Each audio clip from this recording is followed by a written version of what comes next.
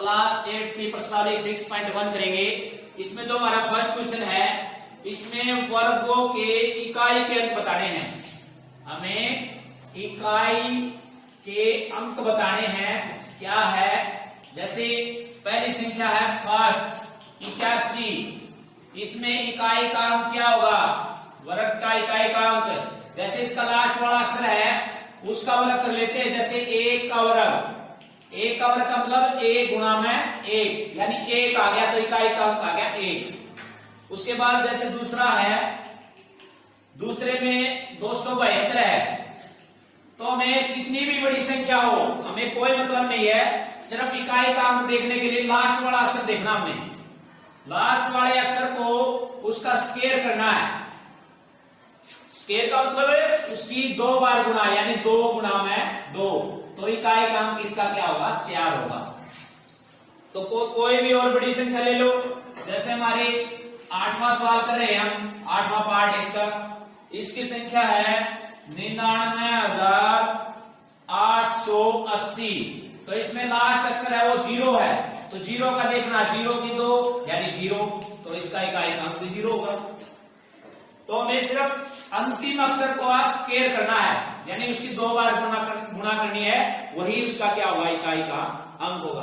तो ये बिल्कुल आसान था। उसके बाद दूसरा सवाल है, इन सारे पार्ट हो गए, बिल्कुल आसान है। लास्ट वाले अक्षर है उसकी 2 कर दो, और जो 2 बार गुणा करेंगे ना, अगर उसका स्क्वायर करेंगे 2 बार गुणा, तो वही इकाई का अंक होगा। सभी का ऐसा ही है, लास्ट वाला अक्षर देखना हमें। उसके बाद दूसरे में है निम्नलिखित संख्याएं किसका पूर्ण वर्ग नहीं है?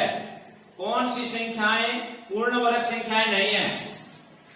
पूर्ण वर्ग संख्याएं नहीं है, ये बताना हमने।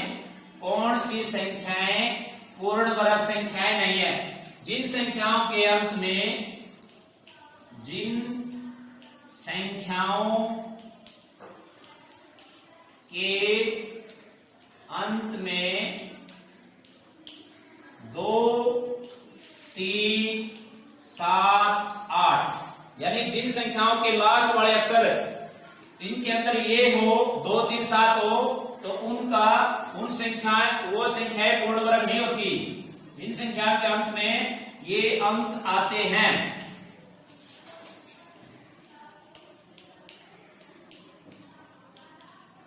वे संख्याएं पूर्ण वर्ग नहीं होती। वे संख्याएं पूर्ण वर्ग नहीं होती। हमें लास्ट वाला अक्षर देखना है, ताकि इन 4 अक्षरों में से कोई आया हुआ तो नहीं है। जो ये 4 अक्षर है ये चेक करने हमने। जैसे पहला है, पहले भाग में 1057 है, इसमें हमने लास्ट वाला अक्षर देखना, लास्ट वाला तो 7 आ गया, तो इसमें 7 है, तो ये पूर्ण वर्ग नहीं है, तो इसमें लिख रहे हैं नहीं। हाँ नहीं, ये लिख रहा हमने। जैसे दूसरा पार्ट है, दूसरे में 23,453 है, इसमें लास्ट वाला अक्षर क्या है? 3 है, 3 इसके अंदर है, यानी ये भी नहीं है। जिसमें ये अक्षर है वो नहीं है, और जिसमें ये अक्षर नहीं है उनका हा आ जाएगा। कैसे? जैसे और ले लो, 5वां भाग है, 64,000 है। जैसे इसमें लास्ट अक्षर 0 है, तो 0 है, तो 0 तो इनमें नहीं है, तो इसमें हाँ, इसका पूर्ण वर्ग हो जाएगा। तो इसमें ये बतानी थी कौन सी संख्याएं है वो पूर्ण वर्ग नहीं है। तो जिन संख्याओं के अंत में 2, 3, 7, 8 ये अक्षर नहीं है, तो ये अक्षर है तो वो पूर्ण वर्ग नहीं है, और जिसमें ये अक्षर नहीं है वो पूर्ण वर्ग है। बस अपने लिए ध्यान रखना इन 3 अक्षरों का, जिनमें ये अक्षर लास्ट वाले अंतिम अंक है उनका पूर्ण वर्ग नहीं होगा, और बाकियों का होगा। बाकी कौन से बचे? 1 का होगा, 0 का होगा, 4 का होगा, 6 का होगा, 9 का होगा, तो इससे जो अलग अक्षर है उनका पूर्ण वर्ग होगा। बस यही चेक करना था। उसके बाद हमारा तीसरा सवाल है। तीसरे सवाल में किस संख्या का वर्ग विषम होगा? ये बताना है किसका विषम होगा, किसका सम होगा। जो संख्या किसी भी सम संख्या का वर्ग संख्या का वर्ग, कोई भी सम संख्या है उसका वर्ग सम होगा, उसका वर्ग भी सम ही होगा। ये एक तो पॉइंट ये हो गया। दूसरा, किसी भी विषम संख्या का वर्ग, विषम संख्या का वर्ग भी विषम होगा। यानी कोई भी अगर विषम संख्या है उसका वर्ग करेंगे तो वो भी, उसका वर्ग भी विषम होगा। और सम संख्या है तो उसका वर्ग भी सम संख्या होगा। कैसे? जैसे आपका पहला पार्ट है, पहले पार्ट में कहा है 431, इसका बताओ सम होगा विषम होगा? ये संख्या हमें कैसे पता लगेगा सम है विषम है? क्योंकि जो अंतिम अक्षर है वो 1 है, यानी ये 2 से भाग नहीं होगी। 2 से भाग होने वाली सब संख्याएं होती हैं, तो ये 2 से भाग नहीं हो रही, तो इसका वर्ग भी विषम होगा, यानी इसका वर्ग विषम होगा। क्योंकि ये विषम संख्या है इसलिए इसका वर्ग विषम होगा। तो हमने इनके वर्ग तो बताने थे। तो पहले हम संख्या को देखेंगे, सम है विषम है। अगर संख्या सम है तो वर्ग विषम है, संख्या विषम है तो वर्ग भी विषम है। उसके बाद और पार्ट ले लो, जैसे दूसरा पार्ट है 28, 26 है, इसमें लास्ट अक्षर 6 है, यानी 2 से भाग हो जाए। ये सारी संख्या 2 से भाग होगी, क्योंकि लास्ट वाले अक्षर क्या 2, 3, 2, 4, 6, 8 आ जाए, वो 2 से भाग होती है, यानी वो सम संख्या है। तो ये लास्ट वाला अक्षर 6 है, यानी 2 से भाग होगी ये सारी संख्या। 2 से भाग होगी तो क्या है? सम का वर्ग क्या होगा? सम ही होगा, यानी इसका वर्ग भी क्या होगा? सम होगा। तो बिल्कुल आसान है। पहले हम संख्या को चेक कर लेंगे। संख्या विषम है तो वर्ग भी विषम होगा, अगर संख्या सम है तो उसका वर्ग भी सम होगा। तो इस प्रकार ये देख सकते हो आप। उसके बाद हमारा फोर्थ क्वेश्चन है। फोर्थ क्वेश्चन में क्या है ये दे रखे हैं, ये हमने कंप्लीट करने हैं। जैसे 11 का स्क्वायर 121 है, 101, इसका स्क्वायर 10201 है। तो ये दे रखे अपने लास्ट में रिक्त स्थान भरना है, 1002001। तो इसमें अगले में रिक्त स्थान भरना है। इसमें ये देखना क्या फर्क हो रहा है एक दूसरे के अंदर। इसमें ये दे रखा है, ये रिक्त स्थान दे रखा है, फिर रिक्त स्थान इस प्रकार ये भरना है। कैसे भरेंगे? जैसे में दिखाई दे रहा है यहाँ 11 था, इसके बीच में 1 0 आ गई, फिर 2 0 आ गई, फिर 3 0 आ गई, तो आगे 4 0 आएंगे। ये तो कंफर्म है। 1 2 3 4 ये हो गया, इस साइड तो हो गया। अब हमें इस साइड देखना, जैसे यहाँ 2 से पहले 1 0 है, फिर 2 0 है, अब 3 0 आ जाएंगी। अब यहाँ पीछे 2 और 1 के बीच में यहाँ 1 0 है, यहाँ 2 0 है, तो यहाँ 3 0 आ जाएंगी। पढ़ दिया हमने। इसी प्रकार आगे बढ़ना है। यहाँ 2 थी, यहाँ 3 थी, यहाँ 4 आ गई, तो अब यहाँ 3 है तो 3 भी 4 बन जाएंगे, 4 0। इसी प्रकार 2, फिर ये 4 0 ये आ जाएगा। इस प्रकार हम सारा और भी लिख सकते हैं। जितने भी आगे खाली स्थान पूछे, इस साइड खाली स्थान पूछे, रिक्त स्थान पूछे तो इधर भी भर सकते हैं, इधर पूछे तो इधर भी भर सकते हैं। तो ये आपका फोर्थ क्वेश्चन हो गया। उसके बाद हमारा 7वां क्वेश्चन है। 7वें का फर्स्ट पार्ट है, उसमें तो कहा है ये आपने जोड़ने नहीं है, बिना जोड़े इनका योग बताइए। कैसे बताएंगे?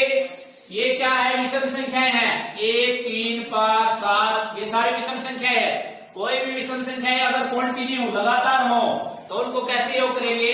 जैसे ये कितनी संख्याएं हैं? 1 2 3 4 5 संख्याएं हैं, तो 5 का वर्ग कर दो। जितनी संख्याएं बैठती है उनका वर्ग कर देंगे, यानी 5 का स्क्वायर कितना होगा? 25, यानी इनका वर्ग, इनका सम है वो कितना होगा? 25 होगा। नेक्स्ट भाग इसी प्रकार है।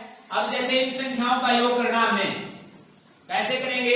ये सारी विषम संख्याएं और लगातार हैं, तो ये गण लेंगे 1 2 3 4 5 6 7 8 9 संख्याएं हैं, तो 9 का वर्ग कर देंगे, यानी एक इनका कितना होगा? 9 गुणा 9 81। तो जितने भी संख्या है उनका वर्ग कर देंगे। इसी प्रकार तीसरा भाग है, तीसरे में इसके बाद 17 के बाद क्या दे रखा है, 19 और 21 दे रखा है। 1 3 5 7 9 11 13 15 17 19 और 21, यानी यहां तक कितनी थी 9 और 2 होगी, 2 2 11, यानी 11 का स्क्वायर। 11 गुना 11 कितना होगा 121, यानी ये सारी संख्याएं जोड़ेंगे तो इनका योग कितना होगा 121। उसके बाद आठवें का जो फर्स्ट पार्ट है इसमें कहा है 49 को इस प्रकार लिखो, जैसे इनका योग कितना है 25, इसमें आंसर दे रखे 49 को ऐसे लिखो, यानी 49 किसका 7 का, 7 तक लिखना हमने। 1 3 5 7 9 11 देख लो क्या है 1 2 3 4 5 6, यानी 13। यहां तक के योग कितना बैठेगा 49 बैठेगा। 1 2 3 4 5 6 7, तो इनका इस प्रकार लिखना है। अब दूसरा इसका 121 को लिखना है। 121 किसका होता है, यानी ये किसका होता है 49, 7 की 2, 121 किसका होता है 11 की 2, 11 गुना 11, तो 11 तक लिखना हमें। 1 3 5 7 9 11 13 15 17 19, जैसे ये क्या था ना मैं अभी 19 प्लस 21, तो ये संख्याएं कितनी है 11 होनी चाहिए। 1 2 3 4 5 6 7 8 9 10 11, तो इन संख्याओं का योग कितना होगा 180। तो इस प्रकार की विषम रूप में लिखेंगे तो ऐसे लिखेंगे, अगर योग लिखेंगे तो ऐसे। तो ये दोनों सवाल हम एक दूसरे के क्या है विपरीत हैं। उसके बाद लास्ट क्वेश्चन हमारा 9वां सवाल है। तो 9वां सवाल में क्या कहा है, वर्ग के बीच में कितनी संख्याएं हैं 12 और 13, 12 और 13 के बीच में कितनी विषम संख्याएं हैं, यानी किसी के बीच में भी संख्याएं, इनके बीच में संख्याएं निकालनी हो तो तरीका क्या है, कि जो छोटी टर्म है उसको 2 से गुणा कर दो। 12 गुणा में 2, यानी कितनी होगी इनका बीच में 24, इनके वर्ग के बीच में कितनी होगी 24 होगी। अगर जैसे हमने दूसरा पार्ट है 25 और 26 के बीच में निकालनी है, कितनी होगी इनके वर्गों के बीच में कितनी होगी, तो छोटी टर्म क्या है 25, 25 को 2 से गुणा कर दो, कितनी होगी 50। जो छोटी टर्म है उसको 2 से गुणा कर देंगे। इसी प्रकार तीसरा है 99 का बीच में बतानी है, 99 और दूसरा है 100 के बीच में, 99 और 100 के बीच में, तो 99 को 2 से गुणा कर देंगे।